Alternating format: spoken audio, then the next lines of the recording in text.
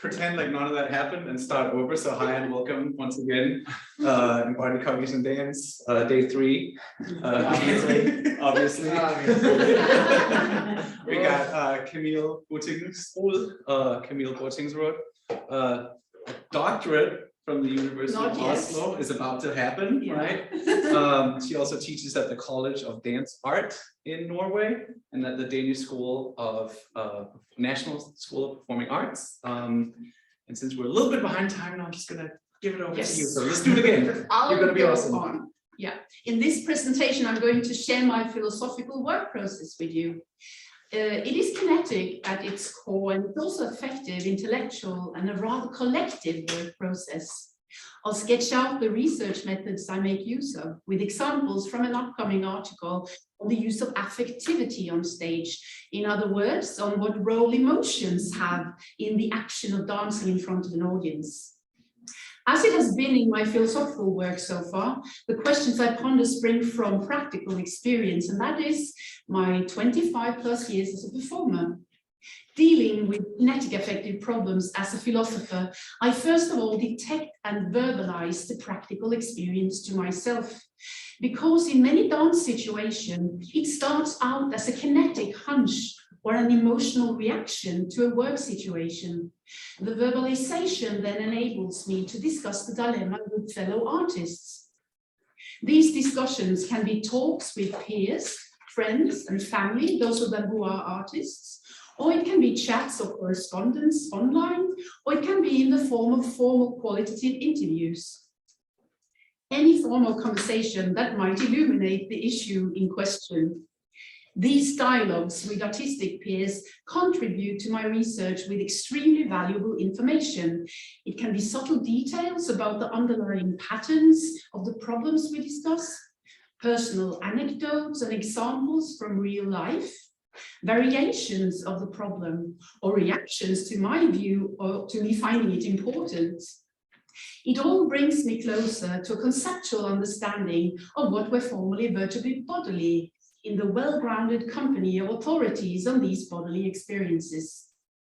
When these conversations have settled in me as basic understandings on the issue or bits and pieces of knowledge, and the formal research interviews are transcribed, I'm ready to debate the issue in question with my philosophical peers, but these stages do overlap, of course. This is equally inspiring and helpful. And being an independent scholar, my Copenhagen-based reading group and writing group account for my colleagues. I couldn't have done without them. After all this teamwork, I normally have a more or less clear idea of where I want to go philosophically, and I start building the academic evidence through writing and gathering theoretical material. Just like dance work is, my philosophical investigation is a collective endeavor. Trained at the Center for Subjectivity Research at the University in Copenhagen, I work within the philosophical field of phenomenology, where phenomenology is a popular method for many within dance science and artistic research. I identify myself academically as a philosopher who happens to have a dance and performance background, a background which has proven useful to my academic exploration of bodily states of consciousness. Right after my philosophical MA, I was asked by a professor at the Dutch University whether I felt I would become a better dancer applying phenomenology to dance the way I did it in my presentation there. He sounded sarcastic and a bit angry, and I was too ignorant of the field's discussions at the time to detect what he was referring to. I replied, no, not at all. It's the other way around. I want to share dance's expert knowledge on the bodily with the academic world. During the roundup speech the last day of the conference, the professor made that point and gave me a smile. Later only I realized that some phenomenologists find certain forms of non-philosophical application of phenomenology to be unfortunate. In their opinion, using phenomenology as empirical work method without being committed to the traditions of this specific field of philosophy dilutes the finer aspects of its detailed and subtle methods, especially when it comes to its transcendental aspects. Phenomenology has had a strong influence on empirical science since its early days, some 100 years ago. The founder of phenomenology, Edmund Husserl, inspired experimental psychologists and psychiatrists of his days, and later anthropology, ethnology, education, sociology, nursing, psychotherapy, as well as fields of art, and I'm sure others, have been engaged in the phenomenological ideas and descriptions of phenomena as they are handed over from Husserl, Merleau-Ponty, Heidegger, Sartre, and other phenomenologists. As a philosopher doing qualitative empirical research, my aim is to bring the often unverbalized and thus underrated knowledge that dancers and other artists have to the academic world. My hope is to nuance and develop the existing theories of consciousness. There are details and variations of the bodily, the affective, the intuitive, the creative, the self, togetherness, and thus of consciousness that are still unexplored landscapes, academically speaking. And in my opinion, artists have a lot to contribute here. My next article will be on the experience of affectivity on stage. Dance is kinetic, it is movement work, and it can also be moving in emotional terms. Etymologically, movement and emotion have the same Latin root, movere, which means to move.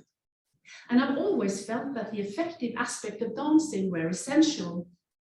According to philosopher of emotions, Giovanna Colombetti, affectivity is the umbrella term for emotions, moods, and feelings, including bodily feelings.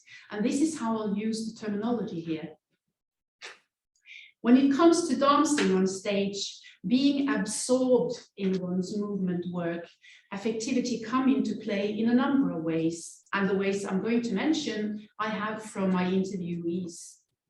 So I've sketched out three different aspects: getting absorbed, and when absorbed together. So the first, when getting absorbed, the use of emotions, feelings, and moods help. Whenever you're given a task, for instance, improvising, it can be a mood, an emotion, be an angry couple in a dance improvisation, or a bodily feeling, walk through honey and dance through honey. That's a straightforward way to start creating movement and to get into the bodily focused absorbed state. When you are absorbed, you have easy access to your affective resources. My informants say they feel deeper when absorbed.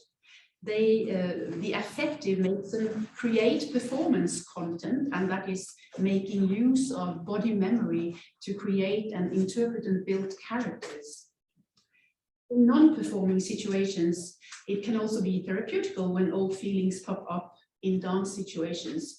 Old feelings that needs to be attended to. That being said, private emotions tend to withdraw through the background in performance situations. And the third aspect, when being absorbed together, there's this feeling of being bodily one with one's co-dancers. Going with the affective flow together makes it easier to follow each other. The sharing of an affective atmosphere with the other or the audience is super satisfying, according to my informants. Yet the use of one's affective material in a professional setting does not come without issues. As a young performer, I felt an urge to share everything effectively, to submit myself completely to the material. I firmly believed it gave my audience an authentic and transformative experience. And it certainly made me feel good. Exhausted, yes, but good, as if I opened all my windows and aired my inner rooms, even the darkest corners. It made me feel strong and brave and alive. But one day, a musician on a production told me with a caring smile, "You don't have to go all in." Somehow his kind short remark stuck with me. I felt intuitively that he was right, yet I didn't understand what he meant. Because through the years, I'd heard directors and choreographers over and over again, "Give us everything you got, be present and focused, share yourself with us. If you're emotional, use it. If you don't have anything to say, get off stage." I've heard a lot about being totally dedicated and never been advised to hold back. Nevertheless, what the musician told me started a process. People seemed to appreciate my passion, but I knew there was something true to what it said, something about the nature of sharing. And I knew it had something to do with affectivity. This was in the 1990s, and I kept on exploring and examining my use of the affective in my subsequent work, yet it never stopped puzzling me. And here, 30 years later, I have committed myself to verbalize this dilemma and to see if we, my peers and I, can detect some kind of a solution. To make it clear, the dilemma is as follows. Is there a limit to the use of affective material on stage? Should one give one's all or hold back a bit? If one or the other, then why? And not forget how. I'll take a little drop of water. And this summer, I made research interviews with 2 dancers about this. The Norwegian ballet and modern dancer Henriette Schroeder and contemporary dancer and choreographer Ellen Kiesgaard from Denmark. The 2 of them have never met, and they live in 2 different countries. Nevertheless, as we shall see, they seem to agree on a lot of essential points. When it comes to formal research interviews, I'm making use of 2 different methods, which I use synergistically. 1, the microphenomenological interview method, and 2, the phenomenological interview method. I was trained in the microphenomenological method by Claire Petit-Monchin in France, and we heard about her in Michael's talk earlier this week. And the phenomenological method is what is used at the Center for Subjectivity Research, inspired by Susanna Raum's great work. It has proven useful to be able to shift between these 2 methods. The former includes deep inner investigations with the interviewee, a process that brings detailed information about the experiences rendered in present tense as they happen in the sensuous, bodily, and affective work situation. The method is therefore of substantial value. Nevertheless, some of the interviewees have been more comfortable with a straightforward conversation, and here I use the latter method. It has the advantage of bringing about a relaxed atmosphere in these cases. Both Ellen and Henriette have shared their thoughts, feelings, and experiences with me for years. Lately, our interview sessions have taken the form of conversations. We share stories and questions we have on the topic, and together we make an effort to describe, elaborate, and solve the dilemmas that we are all super curious to investigate. The current dilemma about the use of one's affective resources turns out to be a core question for many of the dancers and performers I've talked with. The dilemma exceeds the common distinction between the personal and the private, which one hears every now and then. Be personal and share yourself with authenticity, but never become private on stage, because then it might turn into a public therapy session, which is not enjoyable to watch. Okay, I get that, but where is the limit between the personal and the private exactly? And what does private and personally actually mean? Are we just going to play this by ear, or are there ways to describe and thus become explicitly aware of these things? How can the wisdom of mature dancers who found solutions to their own practices become academic knowledge about the selves in general? When it comes to the use of affective material in a professional setting, there's a significant difference between 1, present emotional reactions to one's private life, and 2, the storage of emotional experiences accumulated throughout life. Both Ellen and Henriette agree that dancing professionally, the private is kept in the background. From earlier interviews, I've learned that even heavy bodily pain can be kept in the background during a performance. One's work, what one has rehearsed, takes up the main field of one's concentration and constitutes the foreground of one's being in a performance situation. Affective memory, the storage of emotional experiences accumulated through one's life, is there in all of us on a pre-reflective level. in the process of making a dance performance, whether it's through improvisation or one has a learned given choreography. This material comes forth as what Ellen calls condensed energy. Dancing, these forms of energy come and go like driftwood at sea, she poetically described. When an emotion or feeling of an atmosphere come forth while she dances, she can use it, she says, and ride on the wave with it. She considers the affective aspect to be dance material in the same way movement is. To Henriette, the affective is equally essential. Given a task, she might get images from a life situation. I'm immediately connected to the feelings I've had and I instantly relate them to the situation, she says. It's not as if I'm constructing anything. I access an emotional register and transform it into movements, she elaborates. My movements come from emotions more often than from technique, she says, and adds that it also happens the other way around. If I get a task and have no immediate feeling of it, I start moving. It can be walking, running, doing some turns, anything that can trigger feelings, or an image that again triggers some emotions. She adds, it's clear that it comes through emotions. If it's just an idea or a technical thing, the improvisation dies out very quickly. And the emotional aspects of dance communicate in a significantly different manner than mere technique, she finds. This, we agree on, has a lot to do with the nature of absorption, or what I call bodily reflection. In this state of focus, the bodily self reflects, articulates, communicates through the bodily and affective activity as it happens. This transcendence or high order level of the bodily can only happen in what Husserl calls Leib, the living aspects of bodily consciousness. Focusing on technique or on intensely observing self-objectifying things, we might slip into other states of consciousness, for instance, conceptual reflection. That being said, there is a form of observation in absorbed states as well. Ellen and Henriette both talk of a specific form of double awareness in their work.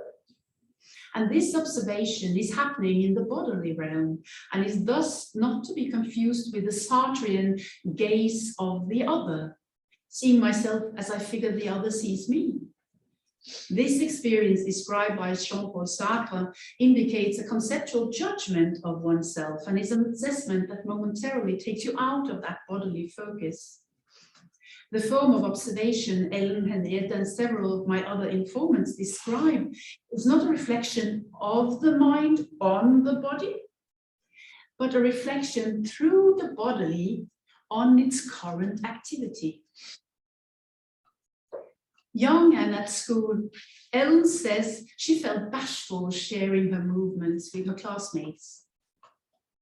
Learning the method of registering while dancing from the choreographer Deborah Hay transformed Ellen's entire outlook. She was told to register with all her cells where she was in the room on her constant move around on the floor. This registering work made her conscious of relations and gave her a bodily view. It was much more productive than, she says, just standing there as me feeling something. It's a glance from the audience, she says, and from the ceiling above and from behind me, between us, within me. The cells relate to everything. To her, these relations are resonance rooms that allow her to vibrate with and have bodily affective dialogues with parts of herself, with the music, with the others on stage, and with her audience, with everything around her as she dances. There are these little sonars in me, she says. She registers emotions appearing while she dances, like energies emerging, and she lets them inform her moves. These registering demands that you're both in your bodily cells and simultaneously are aware of where they are and what they inform you about, Ellen describes. What I do, my actions, then speaks back to me, she explains. We shall see in a while how this feedback loop is vital to absorbed performance. Henriette equally talks about an experience of multiple bodily awareness. On stage, she explains she is the character she dances, present in the situation, acting out on stage. Simultaneously, a part of her observes and regulates her dancing self. The chemistry in my body changes and I enter the emotional apparatus of another, of my character, she explains. I myself am there, but it feels as if I step aside. I choose whether to be me or the character. Then when I enter the character, I don't disappear, not at all. It's more like becoming two. I can feel the character's emotion and become very angry, but it's not because I am angry. It's something I produce. When asked if that anger is coming from her own storage of experienced emotions, she states, I definitely recognize the feeling. It's the same as my own anger. Yeah, it's collected in me. I speak with Henriette about the difference between affectivity in everyday life situations and in work situations. And she says, in real life, I can allow myself to tip over, to drown in an emotion. At work, I use the same emotions, the same pop up, but I don't tip over. It has to do with this doubleness. In real life, I and my emotions are one and the same. On stage, there's me, and there's the character with the emotions. At first glance, these two descriptions seem to cover two rather different experiences. Ellen's work on registering while dancing seems to go on in a solely bodily realm, whereas Henriette's experiences of going to being both her character and herself as she dances could be a more divided task consciousness-wise. Yet when asked, Henriette firmly denies using her mind's reflective capacities, controlling herself or talking with herself, dancing. No, it's something totally different, she said. It's not about controlling or holding anything back. Pondering for a while, she says, it's more about listening. I listen so intensely. I perceive the room, the audience, the music, the others, the lights, the temperature. I listen with my whole self. And I don't think that registering through bodily cells and listening through one's whole self are different experiences. I believe these are experiences and descriptions of the same double awareness through the non-conceptual that other dancers I've interviewed earlier have told me about. You're performing an activity, and at the same time, you're aware of this activity, the whereabouts and its relational aspects, and you can regulate how this activity develops, all within the realm of bodily and affective consciousness. The doubleness merely shows how this state is reflective and not pre-reflective. This reflection's directedness is referred to in previous works of mine as an awareness of the wholeness of the situation while dancing, and it constitutes the specific form of bodily affective intentionality found in the bodily reflective state of consciousness. As we've learned, registering and listening the way Ellen and Henriette do dancing implies ongoing regulations of their dance material, including regulations of the affective. As a young dancer, Henriette was in a work situation where she was overusing her emotional self without listening. Her reviews were great. She got a lot of jobs afterwards, but later she remembered it as a time when she had hurt and almost abused her own body. I entered an emotion and became it, she said. I let it play out completely freely through the movement material. It was too much. In those days, it was a mark of honor to have a lot of injuries as a dancer, she said. People used to think if it hurt, you must have worked really hard. Ellen also talks about the risk of identifying herself with the work material. She's fallen in the trap of becoming too fond of an emotion, she admits, just as one can become too fond of specific movements. Oh, wow, I just feel it. I love this. but she's fully aware that this is futile. One has to let go, give space, open it up again. In order for dance to form a relation, it needs space, Ellen explains. When I immerse myself in my own feeling, I'm not able to enter a relation with others through that feeling. Ellen was the first of my informants to talk with me about these relations, and she spoke about it as resonance. Inspired by her descriptions, I searched for philosophical material on resonance, and soon the work of Hartmut Rosa came to my attention. To Ellen, resonance between people is something shared. It's the feedback loop that emerges when an emotion acted out on stage becomes more than itself and more than what the performer goes through themselves. In order to share, there has to be space between the two relating sides, for example, the performer and the spectator.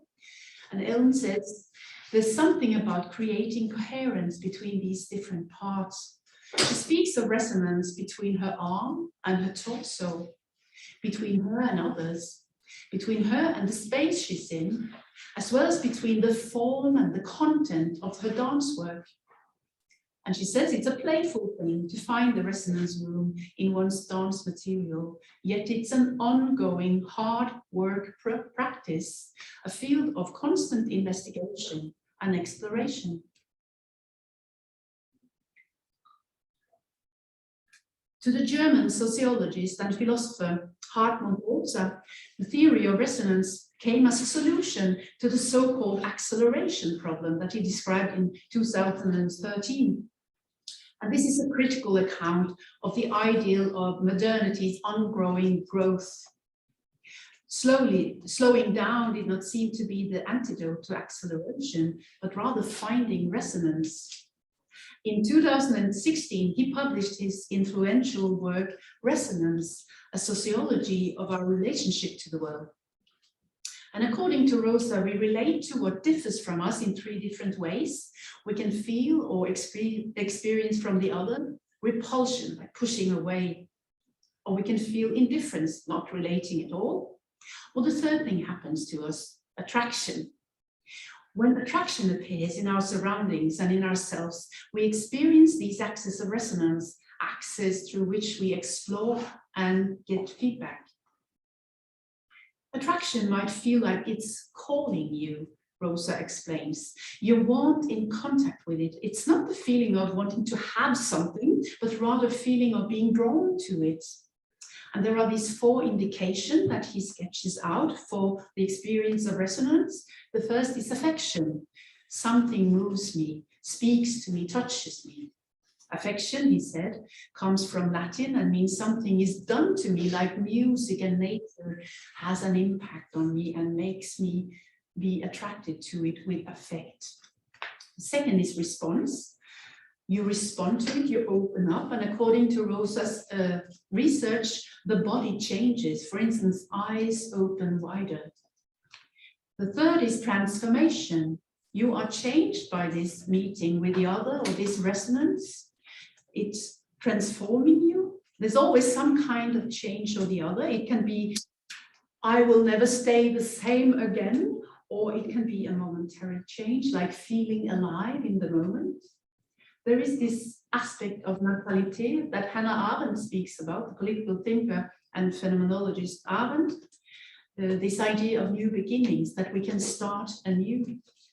And the fourth point that Rosa makes is uncontrollability, something we've talked a lot about this week, actually. Resonance cannot be produced. And if it happens, you can't tell how it will be and how it will end. So there's a level of submission or willingness to let go. And this is necessary to experience resonance. To me, these 4 indications sound very familiar when it comes to consciousness in dance.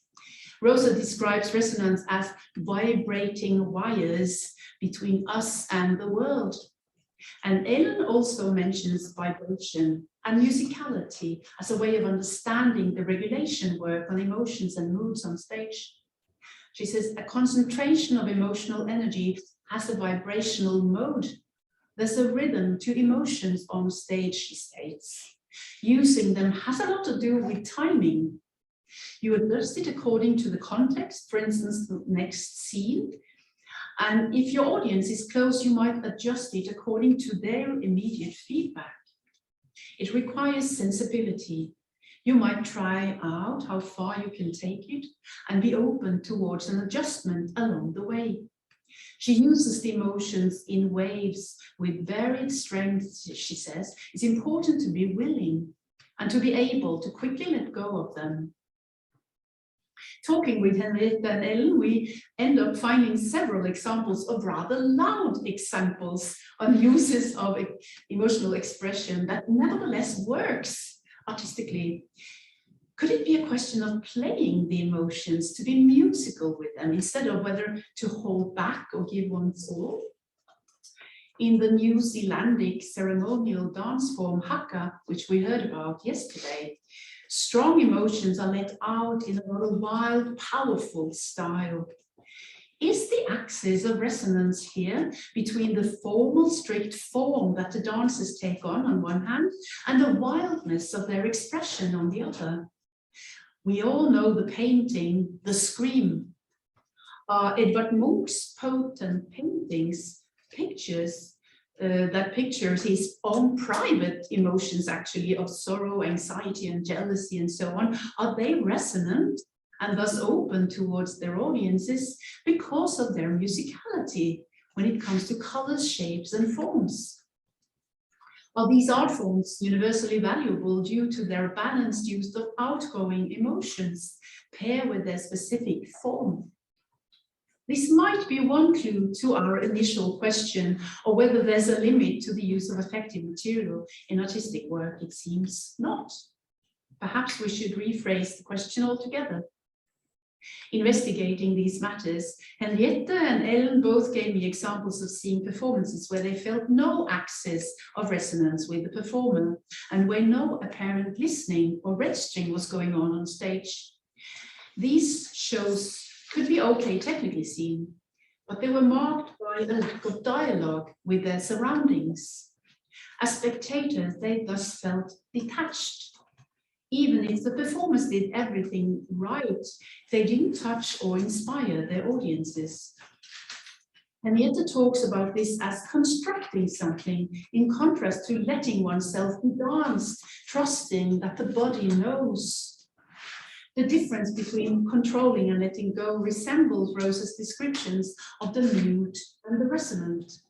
It's a different form of attention, Henriette states. To me, being a performer is to a large extent being consciously, continuously attentive in the form of listening and regulating.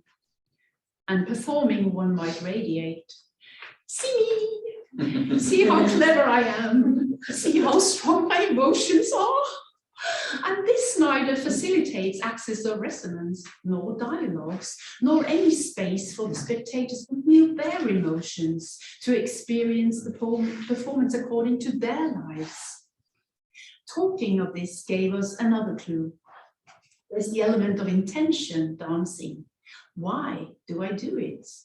Do I perform in order to receive appreciation or fame? Or do I have an urge to explore and share something with the world? Perhaps the initial question, how do I use the effective material on stage, should be rephrased into simply, why do I dance? It's a complex issue for sure. Anyway, the familiar experience of having a good conversation with someone resembles the registering, the listening, and the resonance we've talked about today. Here one also observes and regulates one's expressions through the unfolding of the conversation. And the two or more parties are all involved, feel seen and are touched by the meeting with the other in their own way. And Henriette says it also resembles modern pedagogy. When I teach, I want my students to experience things themselves, she says. I have to give them space, time, and make them confident enough to explore what I'm giving them through their own encounters with it. What they end up finding or understanding might be related to my findings, but it will never be the same. It will be their own. That was what I had. Thank you.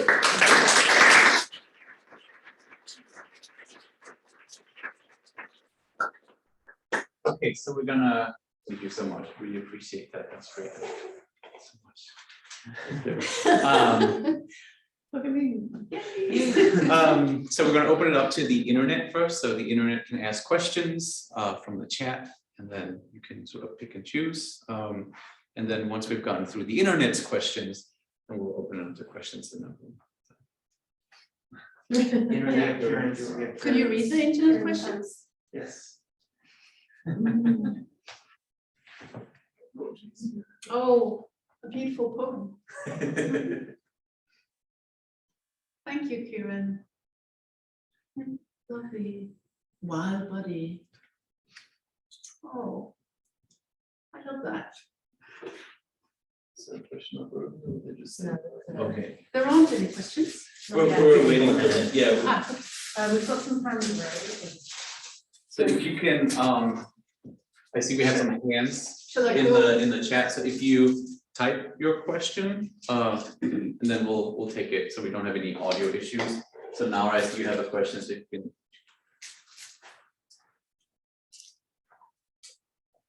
Does anyone here have a question? No, it's coming. They're typing right now. Yeah. Okay.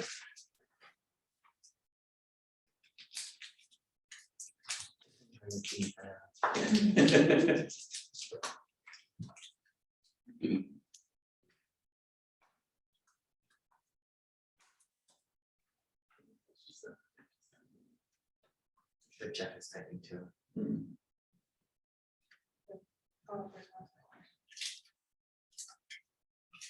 How are your sort of active memory?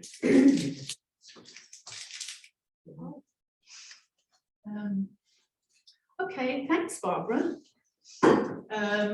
I'm not familiar with this terminology, procedurals. Yeah, semantic, I know what it is, episodic. I'm actually working a lot on body memory, trying to convince the very clever and people I admire within the field of body memory, like Thomas Fuchs and others, that there are actually explicit body memory, because it's always considered to be implicit and on a pre-reflective level. And I think as a dancer creating content, one is actually explicitly making use of it in an effective and bodily way, like pulling out or allowing things to pop up in rehearsal situations that can be used and can be tried out in the character building, the creating of this flesh to the bones of the bare steps, so to say.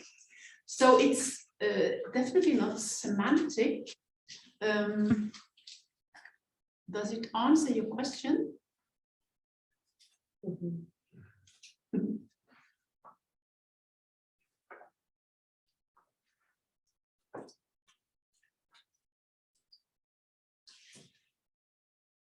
Good. So Nara, I know you were typing, but we don't see your. Are you still typing? It looks like you're still typing. Okay, she's still typing. She's still typing.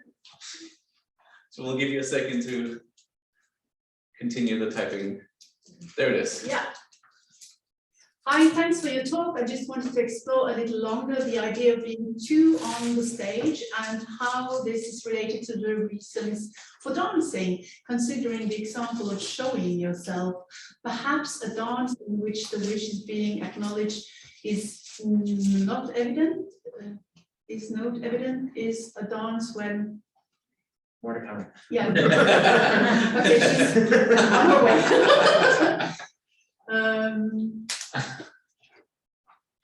Yeah, I definitely think that you can't really be in this double bodily awareness situation, like the bodily, what I call a bodily reflective state, if you're too conscious about how the other sees you, like see me, or like it's a self-observation going on that prohibits or like kind of stops the flow of the bodily consciousness if one is too preoccupied with thinking about how do I look? Am I good now? Or this, I rehearsed this really well, and I'm doing it well tonight. If these things are going on, like in a dialogue, it's very difficult to be absorbed So I think that's what you meant by being two. Henrietta's explanation about being both her character and herself. So this dialogue, she said, was merely in her affective state or in her work mode, sort of, because we have talked about controlling in that interview and how that is experienced, being on stage controlling what one does and being very preoccupied with one's beauty or one's looks, or someone is there that I know and I want to perform really well for them, or I know the reviewer from the newspaper is there, and all these thoughts that can come. And the difference between this and the doubleness that she described later, I had to double check with her afterwards whether it was that controlling state or not, and she said it's completely different. She said no 5 times. No. It's completely different, and that it's something she's registering, like a listening. She calls it listening, where Ellen calls it registering, because she's learned another way, another path to it through Deborah Hayes' teaching when she was at school, the registering through the cells, where Henrietta has found her own way and calls it listening through her whole self. It's aligned with a lot of other dancers' explanations of this being aware of oneself in a bodily affective way while dancing, like reflecting upon it on the bodily level. Yeah, bodily, the body self-witnessing. Yeah, that's a good way of seeing it. Thanks, Nara. Okay, so if you are still typing online, you can maybe raise your hand to see if you, to let us know that you're typing. Else we can we have time for a question from the room, if anyone has a question. So we do have a question. So Charlotte, do we have anyone online or? No, yeah. Okay, so go ahead. Okay, thanks very much for this wonderful talk, really. Just as a very small remark, Barbara, I don't know if you agree, I think we had registering and listening, and I think Barbara talked a couple of days ago, called it monitoring, or at least that's also very good related. What I actually wanted to ask is, you used a word, a term that I have come across lately a lot in terms of definitions, and I would like to know yours, that is musicality. What's your definition, or how do you understand musicality in this context? Yeah, that's an interesting question. It's something that came across in an interview. So I'm not quite sure how Ellen means it, but she happens to be married to a musician. She knows a lot about working with music through him. So we started to talk about this musicality in between the different aspects as a form of resonance. Like, how can you find the resonance in the things that you're doing? You can play it, sort of. You can play the different aspects against each other, and play with rhythms, play with tones, beauty and non-beauty, in like sudden aggressive things, or something floating or being harmonic. You were also talking about musicality in relation to a painting. Yes, Yeah. we talked about these things. We used those words in our conversation in the research interview. Yeah, because I've been asking my informants about Edvard Munch's paintings, because I used to have a choreographer at one point who said that, no, he was a theater director, who said that Edvard Munch's paintings are not art because it's self-therapy. And I've been very provoked, because I'm Norwegian and very proud of Edvard Munch's paintings. And I really feel that they resonate with people, and they wouldn't be so popular around the world if they didn't. So I think there's something about this dilemma which is clear in Edvard Munch's painting, because he uses his own personal stories, private emotions in his paintings, but still they are universal. They speak to us And we can all relate to them. It's not like only his little world. And what is it that opens up for this dialogue, for this resonance? And then I've discussed with several others, but also with Henriette and Ellen, about these paintings, like what is the deal here?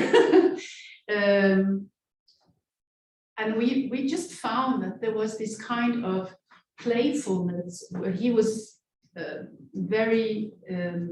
he was in the beginning of, I think, expressionism. I'm not quite sure about the artistic terms, paint terms, but he was trying out new things which had been unseen in those days, and he was playing with the material, playing with things, and he developed his own very strict form, his own very distinctive form, which I think, like, when the form is so distinctive and so it's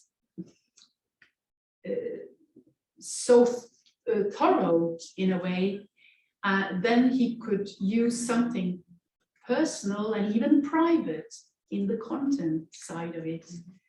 So that's like the regulation goes on between these different aspects of these axes of resonance. That's the idea. It's a beginning idea for me. It's not fully developed. It's something I'm working on at the moment. So.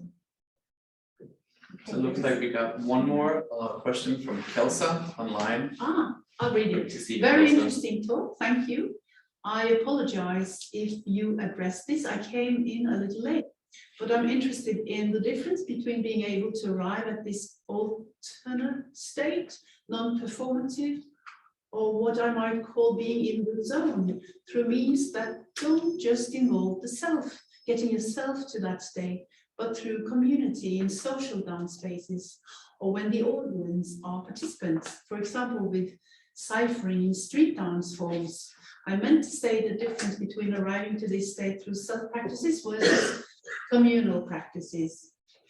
I think togetherness, we-ness, as we-ness is like the term at the Center for Subjectivity Research at the moment. So the consciousness of the we instead of the self. I think we-ness is really important to get into this state of absorption. Of course, one can also be absorbed in other experiences than dance, and in other experiences than creating or performing art. One can be absorbed in the nature, or through meditation, or through making love, or through sports experiences, or playing as children. So there are so many examples of it. And I think the being together, if the affective atmosphere is safe, and there is this space that Ellen also talks about, if there is room, time and space and safety, this kind of absorption comes very easy in a collective activity. One easily gets into that mode. Yeah. Excellent. Let's give Camille a very big hand.